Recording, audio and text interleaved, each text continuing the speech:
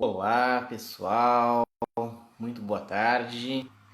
Sejam bem-vindos a mais uma edição do nosso programa Mercúrio em Virgem. Um programa onde eu explico detalhadamente os aspectos do mapa astral que vocês me trouxerem.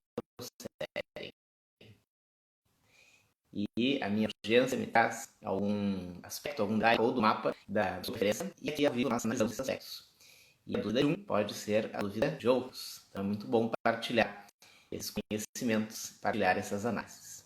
E hoje nós temos a nossa convidada, que vai nos trazer alguma pergunta sobre o seu mapa, é a nossa querida Cris, que está por aí. Temos mais de uma Cris aqui presente. Cris. Não, Cris. Olá. Oi, Rafa. Duas Cris. Oi, Cris. Tudo Tudo bom? bem? Tudo bem, graças Tá me ouvindo bem? a Deus. Tô. Você me ouve bem? Te ouço bem. Só porque hoje eu tô sem fone para testar. Ah, tá. Eu tô no escritório, então qualquer barulho, ruído por aqui é por conta da fábrica, tá? Maravilha. Cris, que bom que tu estás conosco. Obrigado por estar aqui no nosso programa Mercúrio em Virgem. Eu que agradeço. E tens alguma dúvida sobre o teu mapa, sobre algum mapa? Tenho. Então eu tenho duas dúvidas. Uma relacionada ao meu ascendente e outra com relação à lua oprimida ou lua aflita. Não sei qual que é o termo correto e depois você me corrige. Com relação ao meu ascendente, quando nós fizemos o mapa, você comentou que meu ascendente era em Virgem, porém ele estava muito próximo de Leão, né? A minha pergunta, na verdade, com relação a isso existe algum tipo de característica ou algum impacto ou alguma um conflito ou um ponto negativo com relação a essa proximidade de Virgem com Leão? Eu posso ter características dos dois? Pode estar tendenciado a um ou tendenciado ao outro? Me explica um pouquinho sobre isso, como que fica aqui no momento. A gente falou bastante sobre Virgem, focando mais em Virgem, mas depois eu fiquei pensando a respeito. Será que pode ter alguma influência de Leão nisso, né? E o que seria? Teria algum ponto positivo, algum ponto negativo? Se você puder explanar um pouquinho. Excelentes essas questões. Eu acho muito legal quando o pessoal traz perguntas novas, originais, diferentes, né? Se a gente pegar assim o conjunto dos programas Mercúrio em Virgem, nossa, é uma diversidade fantástica. Dá gosto assim de tu assistir depois de tu ver, né? É um material muito valioso graças a essa originalidade que vocês nos trazem. Obrigada. Obrigado.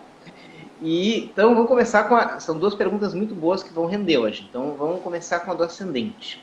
O que é o ascendente? O ascendente é o signo que está se erguendo no céu, se erguendo no horizonte, melhor. No horizonte leste, no momento, no minuto que tu nasces.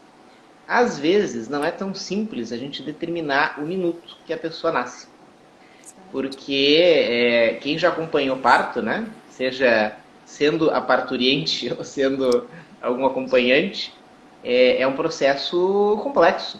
E às vezes pode tardar, né? Demorar horas e tal. Então, o momento do nascimento mesmo, né? Ele fisicamente não é tão simples de se determinar. Então, a gente sempre trabalha com uma margem de minutos, ou pelo menos alguns minutos. Por quê? Porque o minuto que tu nasceste, ele certamente, quando ocorreu aquele minuto, tu estavas com alguma constelação se erguendo no horizonte leste. Então, esse vai ser teu signo ascendente. Uhum. Mas, se tu não tem bem uma certeza, que a maioria não tem, né? Ah, mas será que foi 18 e 1 ou foi 18 e 2? Né? Então, é super normal. Então, a gente trabalha numa margem.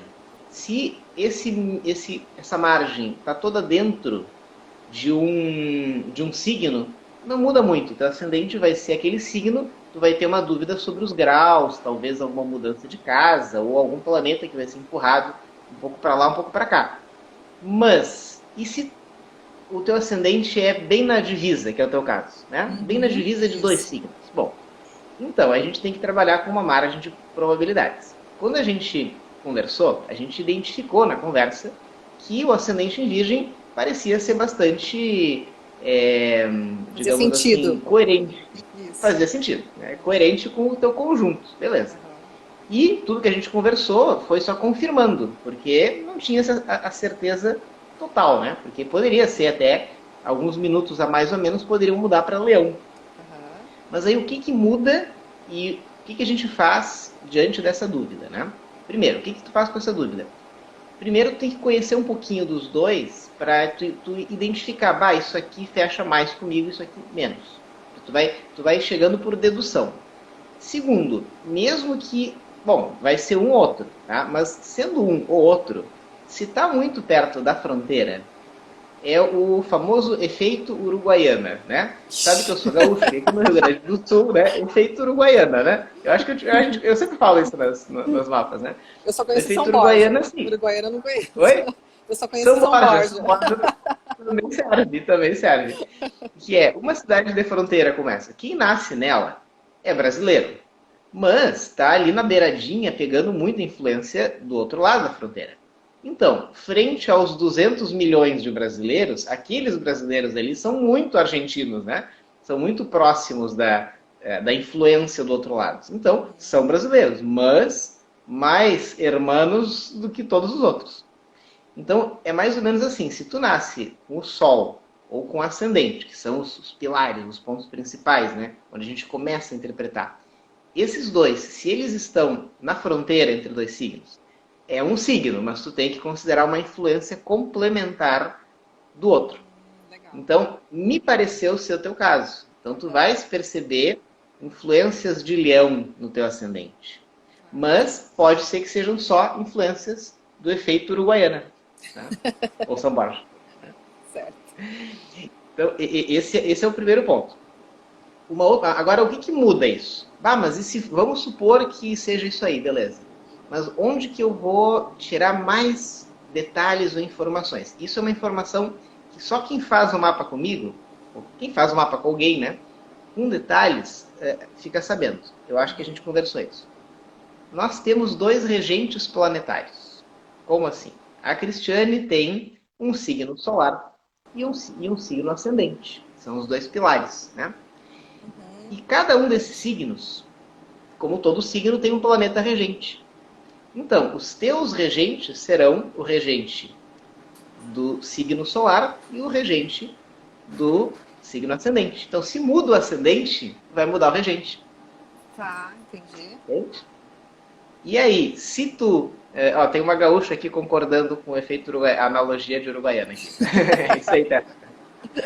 Então, se muda o ascendente, um dos principais efeitos é que vai mudar o teu segundo regente. Considerando o primeiro do signo solar, que aí não é o teu caso. O teu caso teu signo solar é Capricórnio, né? Capricórnio, isso. Então, o teu primeiro regente vai ser Saturno. Onde o Saturno estiver, em que casa ele estiver habitando, bom, em que signo naturalmente Capricórnio, mas onde ele estiver vai te dar dicas importantes. Ele é um planeta top na tua lista lá, porque ele é o regente. O teu segundo regente vai ser o regente do teu ascendente. Então, se o teu ascendente muda alguma coisa. Então, o regente de Virgem é Mercúrio. Então, onde tiver o teu Mercúrio no mapa, com quem ele está se relacionando, em que casa astrológica ele está ativando, vai fazer diferença. Então, eu não lembro agora de cabeça, mas eu lembro que a gente falou bastante do teu Mercúrio. O teu Mercúrio está bem na foto, né? Então, é um lado mercuriano importante que a Cris tem. Né? Certo. Então, isso só, digamos, reforça a possibilidade, né, a grande probabilidade de ser o ascendente em Virgem. E outra coisa que também a gente... e se fosse o ascendente Leão, né? Vamos supor assim que, não, tudo isso aqui deu errado. Não, na verdade é Leão. O regente do signo de Leão é o Sol. Então, o teu segundo regente seria o Sol. Legal. Então, isso faria de ti um pouco mais capricorniana, por um lado. Né? Reforçaria algumas características, porque o teu Sol está em Capricórnio e ele está numa casa, numa área da vida específica. Mas, pelo que a gente viu no teu contexto, não parece ser o caso. Não. Mas poderia ser. Legal. Então, Isso sobre a primeira pergunta. Não sei se quer comentar alguma coisa. Não, eu acho que se esclareceu, era essa a minha dúvida. Qual que é a tendência, né? Como que fica entre um e outro, mas realmente faz total sentido, é virgem na veia. Vamos fazer uma brincadeira aqui. Vamos imaginar como seria a Cris com ascendente leão, tá? Só para ver se fecha mais de repente. É uma brincadeira, né? Isso é legal, isso é legal. A Cris com ascendente virgem a gente já sabe, né? Muito metódica, gosta de organizar as coisas, muito ligada, né, aos detalhes, ao trabalho, muito trabalhadora, muito comprometida, isso a gente já sabe. Mas se o ascendente por acaso fosse leão, algumas dessas características ainda se manteriam. O leão é muito comprometido, o ascendente leão é muito sério naquilo que ele diz que vai fazer e tal. Mas a prioridade do ascendente leão já não é necessariamente as coisas, os compromissos, e sim são as pessoas, né? Ou seja, o leão ele acaba sendo parcial, né? Ou seja, ele acaba cedendo para as pessoas. Ele quer ser justo, porque o leão é o rei, né? Então o rei, ele, em primeiro lugar, ele protege as pessoas. Em primeiro lugar, ele pensa no bem-estar. Então o virgem, ele dá muito valor às regras. E o leão, ele respeita as regras, mas ele dá muito valor às pessoas, né? Aos laços, ao que ele sente por elas. Então, já muda um pouco esse foco. Outra coisa, o ascendente leão é muito ligado na imagem dele. O que está chegando para o outro da imagem aparência dele? Como que ele está... Aparência. Como que ele está sendo visto? Será que ele está agradando? Será que estão gostando dele? Será que... Sabe, isso aí é mais com a opinião do outro. Isso. Com a opinião, com a visão do outro, né, de si. E ele tem um esforço contínuo para se apresentar bem, para se mostrar melhor, para se mostrar forte, para se mostrar o rei. Entende? Então, o ascendente leão, ele tem por dentro um outro motor, que é diferente do virgem. O virgem, o motor é o da racionalidade. As coisas têm que fazer sentido, têm que ter lógicas, têm que ser práticas. E ele não se preocupa tanto com essas outras coisas. Entende? Então, tu perceberias em ti uma diferença nesse aspecto, em primeiro lugar, se fosse o ascendente leão. Legal. É como se fosse na frente uma coisa e por fundo seria outra. Legal. Porque, na verdade, pode até ser a mesma, mas essa frente e fundo, elas podem se entender melhor ou pior. Né? Olha só. No teu caso, Virgem e Capricórnio se entendem super bem. Né? Então... Bem até demais. Bem até demais. Bom, então, podemos ir para a segunda? Por favor. Ficou claro. Obrigada. Segunda, que é uma pergunta rara, bom assim perguntar. A lua aflita. Na verdade, é bem simples, mas é muito interessante. A gente chama de aflito, é um termo, né, ou oprimido, né? Aflito mais comum, é quando algum desses planetas, Sol e Lua, se encontra, num caso raro, de não estar descrevendo ângulos com mais ninguém. Ou seja, ele não tem risquinhos, né? Eu acho que é esse o teu caso? Eu acho que era esse o meu caso. Ele não está fazendo um ângulo de 90 graus, 120 graus. Também não está em conjunção, nem em oposição. Então, quando a Lua não tem risquinhos saindo dela, né? Significa que ela não está fazendo aspectos. Então a gente diz que ela está aflita. O que representa a Lua no mapa? Representa o nosso universo emocional. Como é que a gente opera com as emoções no plano mais básico. Do humor, dos gostos, das nossas preferências e até das nossas reações emocionais, né? Se é... A tua Lua está em que signo mesmo? Câncer. Câncer. Então, a gente falou que a Lua em Câncer é uma Lua muito intensa, né? É bastante... Tem um conjunto de emoções muito fortes e presentes, né? E embora o resto do conjunto seja bastante prático, bastante organizado, né? As emoções lá dentro continuam sendo muito, não vou dizer turbulentas, depende da estação do ano, né? Mas sensível, né? Muito sensível, muito receptivo. Então, o que acontece? Essa sensibilidade, no caso de esta lua, que por estar em câncer está no seu signo, né, de domicílio, esta lua, por estar aflita, ela deixa de dialogar com os demais planetas, porque os aspectos são diálogos. Então, o que a lua representa, que é o universo emocional, fica, digamos assim, um pouco isolado, um pouco sem se conectar, sem estabelecer relações diretas com os demais aspectos da personalidade, né?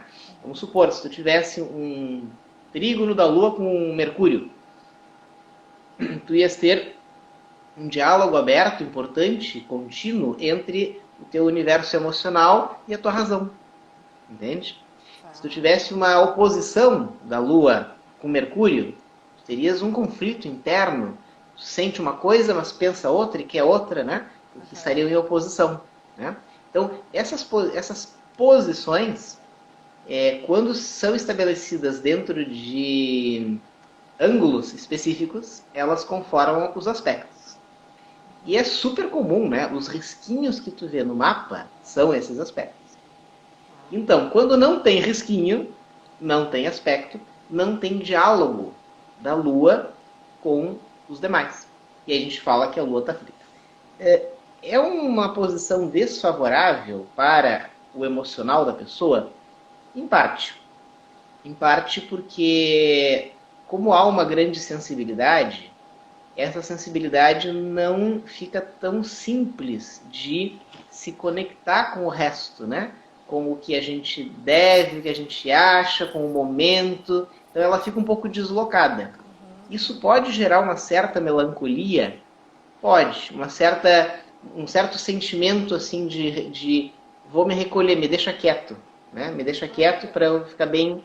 Pode. Então a lua aflita pode gerar esse recolhimento. Sendo em câncer, que ela é uma lua muito sensível e muito emotiva, esse sentimento pode ser uma espécie de fuga, né? De vontade de se encolher, assim, né? De tipo assim, como é que eu já ouvi dizer? Vontade de sumir. Ela vai sumir, tá? Mas como a lua, ela muda, né? Isso não vai ser sempre, vai ser de vez em quando, né? Vai ser uns momentos, mas que vão ser momentos importantes para reequilibrar o que a lua, em geral, oscila. Para você se organizar, para você se centrar nesse sentido, assim. Ah, legal. Isso. Quando a lua tem aspectos... Acontece, imagina. Acontece. Se a tua lua tivesse vários aspectos, ela, para se centrar, ela se apoiaria nos outros pontos da tua personalidade, né? Então, porque teria diálogos internos. Como ela não tem isso, ela fica meio se sentindo sem pé, sem chão. Então, ela se recolhe. Então, para ela se centrar, ela precisa se recolher. Aí fica tudo bem. Legal. E acontece isso bastante comigo. Tá explicado por quê agora. E uma coisa para quem tem a lua aflita em câncer. Toda moeda tem dois lados. Então, essa necessidade de recolhimento pode ter um lado muito bom, que é o quê? Uma lua em câncer, ela pode chegar a ser muito sensível, né? E a pessoa com muita sensibilidade, ela pode se fragilizar. A lua aflita, de certa forma, evita isso. Ajuda a que esses momentos de fragilidade não sejam tão frequentes, porque essa sensibilidade corta a corrente, né? Tipo, tu não tá conectada com o resto. Então, por onde vão te atingir, né? Tem menos caminhos. Entendi. Então, esse isolamento tem um lado bom. Que uma lua muito sensível, como é a tua em câncer, ela fica um pouco protegida com esse isolamento. Olha, legal. Se cria uma barreira, né? Literalmente corta a corrente do carro. Legal. Gostei. Obrigada, Rafa. Foi ótimo. Cris, tem tempo para mais uma, se tu tiver aí na manga. Não, eu acho que o que eu tinha de dúvida com relação ao meu mapa foi super esclarecido, assim. Ele é muito complexo, né? Porque a gente precisa fazer uma análise interna, tentar identificar os pontos se faz sentido, se não faz, né? E é doloroso você fazer essa análise, né? Você se autoavaliar, então, assim... E esses pontos foram os pontos que me geraram mais dúvidas, assim, porque são coisas que não estão ligadas no meu dia a dia, não tenho tanto conhecimento. Falei, acho que vale perguntar pro Rafa isso, então. E foi ótimo. Não, tem uma pessoa aqui no chat perguntando, né? O termo aflito significa que não há ângulos com outros planetas. Exatamente. Esse tem outros nomes, mas o mais comum é aflito. Qualquer planeta, Sol, Lua ou os planetas podem se apresentar aflitos. Ou seja, não pode acontecer com outros planetas. Né? Lua, Sol, quaisquer planetas. E aí, assim como aconteceu no mapa aqui de hoje, esse ponto da personalidade vai se apresentar isolado. Ele não está estabelecendo diálogos com os demais. E é normal, é comum haver diálogos. Então, quando não há nenhum diálogo, aí a gente analisa com cuidado, porque aquela parte da personalidade da pessoa, ela está um pouco mais isolada do que de costume. Tá. Isso gera algum tipo de impacto no mapa anual, no mapa do ano? Tudo isso influencia, certo? Olha, no mapa do ano, Cris, aí tem que ver a posição que tiver naquele momento. Tá. Como a gente está vendo algo do teu mapa de nascimento, esse aspecto ele não vai gerar um impacto para o teu mapa do ano. Mas se acontecer, por exemplo, né, de tu fazer o mapa do ano e nesse mapa do ano se apresentar uma lua aflita, né, também é possível, né? Tá. Aí sim, aí vai valer isso. A influência do Legal. teu ano vai receber a força desse aspecto. Entendi. E sabe que é muito interessante, o momento do nosso aniversário, ele é muito mágico. Ele é tão mágico quanto o do nosso nascimento. Então, assim como a configuração que se apresenta no nosso nascimento, ele marca coisas para a vida toda, a configuração que se apresenta no nosso aniversário, ela marca coisas para o ano todo. Então, se no teu aniversário, mas naquele dia, naquele minuto ali, que o aniversário tem um minuto, né? Que é quando o sol chega no ponto exato ali, né? Naquele minuto, a lua estava aflita, o teu ano inteiro vai ser influenciado por aquela lua. aquela... Legal. Preciso fazer o meu mapa do ano. É verdade. Acho que tu não chegasse a fazer, tá? Não? Recomendo. E uma dúvida também comum, né? O mapa do ano, ele pode ser feito a qualquer tempo. Então, pode fazer antes, depois do aniversário, não tem problema. Ele vai se referir sempre ao mesmo período. Né? Certo. Mas é que mais é do comum... seu aniversário, quando ele inicia e quando ele finaliza, certo? Isso. É do teu aniversário desse ano até o aniversário do outro. É só mais comum o pessoal fazer um pouquinho antes do seu aniversário para dar uma olhadinha, né? O que está vindo aí, né? Para se preparar. Não, então, boa pergunta essa que tu trouxeste por último. Uma lua ou um planeta aflito interfere, inclusive, no mapa do ano, se ocorrer na ocasião do aniversário. Entendi, legal. Acho que era isso, Rafa. Uma curiosidade, a tua lua em câncer, ela está em que casa mesmo? Acho que casa 11, é isso? Casa 11. Casa 11, isso. Então, olha só. A tua lua, um pouco isolada, por onde que ela se abre? Por onde que ela se equilibra, né? Por onde que é o acesso? Pela casa 11, que é a casa do público, do coletivo, né? Então, daí vem a tua abertura para lidar com as pessoas, né? Para falar com as pessoas, né? Para lidar com gente, né?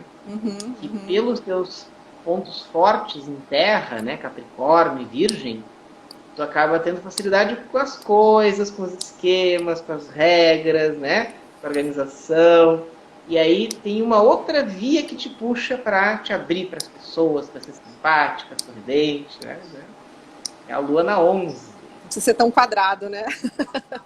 É. Não, essa lua na 11 equilibra muito aí tua forte presença de elemento terra, né? Bem forte mesmo. Então, tá. Cris, muito obrigado. Tá acompanhando o webinário? Acompanhei na segunda-feira e hoje vou assistir a outra. Interessante. Tá. Parabéns. Muito esclarecedor. Todo mundo Bom, deveria assistir. O que não é a astrologia. Super esclarecedor. Vale a pena. que bom, obrigado. Teu retorno é importante aí, a gente está caprichando aí para oferecer uma boa sequência de aulas, né? Não, a didática que você traz realmente ela é bem esclarecedora. Os exemplos que você usa ajudam a gente a entender, fazer a ligação, né? Acho que para quem não tem conhecimento, o mais importante é isso, você entender o contexto, saber como fazer as ligações com o seu dia a dia. E você vai se interessando cada vez mais, né? Isso vai gerando mais interesse em querer conhecer mais, em buscar mais conhecimento. Eu acho que isso gera essa curiosidade, assim. Então, realmente parabéns à sua didática, assim, e em trazer o público para conhecer. Para mim está sendo esclarecedor. Que bom! Muito obrigado, fico muito feliz com isso e eu tenho certeza que essa segunda aula é bem robusta, né? Ela vai falar o que é astrologia, né? E aí como que eu trabalho em cima de 3 eixos, né, para utilizá-la, né? Que é o conhecer-se, o relacionar-se e o preparar-se. Então é a tua relação contigo mesmo, tua relação com os demais e a tua relação com o tempo, com a tua evolução, né? Com a natureza, com entender o Isso é o momento. mais difícil. E é por isso que essa segunda aula vai explicar como a astrologia pode te ajudar nisso. Legal. Novas dúvidas surgirão. Rafa, se prepara.